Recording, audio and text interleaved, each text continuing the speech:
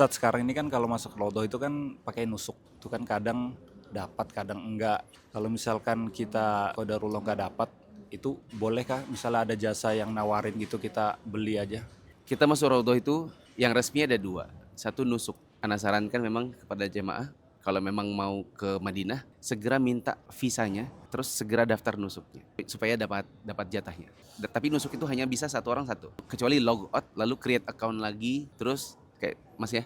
Mas Wan ini kan create account berkali-kali gitu. Yang kedua adalah pakai tasreh namanya. Tasreh itu dari muasasah, itu satu grup, satu kertas buat sekian nama gitu. Nah kadang nggak dapat nusuk karena kehabisan, atau misalnya dia nggak ngerti cara bikinnya. Muasasah juga nggak bisa mengeluarkan karena kehabisan misalnya. Nah ada jasa namanya jasa jual. Tapi yang Anda pahami dan Anda pernah pengalaman sejujurnya, pas Anda dapatkan kertasnya memang benar-benar nggak sama nama jamaahnya. Kalau yang harusnya yang tasreh asli satu kertas itu nama kita.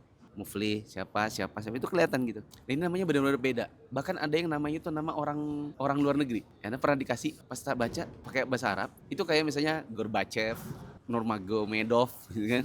Gitu-gitu. Kalau di Indonesia kan bisa terbaca Sutrisno, Agus Susanto gitu kan. Bambang. Nggak di Indonesianya sama sekali semua nama ini. Tapi Anda pegang. Jadi setelah masuk Raudhah baru Anda berpikir, berarti kita ini pakai datanya orang. Nah sekarang kalau seandainya orang itu sudah mau datang, dia mau masuk di nusuk ternyata ditulis, maaf, Anda sudah punya list nusuk, Anda punya tasreh, atau muasasahnya mau mengeluarkan tapi ternyata tertulis tidak bisa dikeluarkan karena Anda sudah punya jadwal. Orang kecewa nggak? Iya, akhirnya kita zolim sama orang lain, orang mau masuk nggak masuk. Mungkin bisa jadi kitanya nggak dapat karena dipakai orang juga. Alhamdulillah kita masih ada kesempatan nusuk satu-satu meskipun masuknya rombongan tapi harus scan satu-satu. Coba kalau di antara kita nggak ngerti, misalnya jamaahnya 30 semuanya lansia, semuanya nggak ada yang bisa pakai gadget, ya kan nggak ada yang ngerti nusuk. Sampai di sini bingung installnya gimana, kreatornya gimana. Akhirnya mereka nggak masuk. Karena muasasah nggak ngasih tasreh karena data mereka sudah dipakai. Jadi kan zolim sama orang. Nah ini tapi meskipun di Nabawi, meskipun Masjidil Haram, di mana ada duit, orang zolim masih tetap ada. Ana pernah juga kok masuk ke Raudhah pas zaman haji 2023. Ana pikir kita dikasih tasreh, terus dikumpulkan sama satu orang tiba-tiba datang, terus ayo, masuk, ngantri, itu nggak pakai kertas. Sakti nih orang.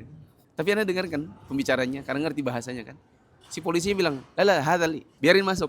Ini punya saya," kata polisinya. Berarti kita masuk tanpa tasreh. Terus kalau kata polisinya, "Ini punya saya," kira-kira polisinya dapat apa ya? Gitu.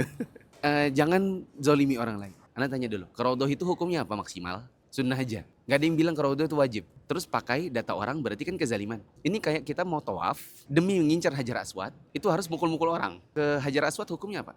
Dia cuma sunnah tawaf. Dan gak ada juga cium Hajar Aswad doang tanpa tawaf itu gak ada. Itu malah bidah. Sunnah hanya berlaku cium Hajar Aswad saat tawaf. Kalau nggak ada tawaf, nggak ada cium Hajar Aswad. Tapi kalau ke situ sambil dorongin orang, ngikut orang, ya kan?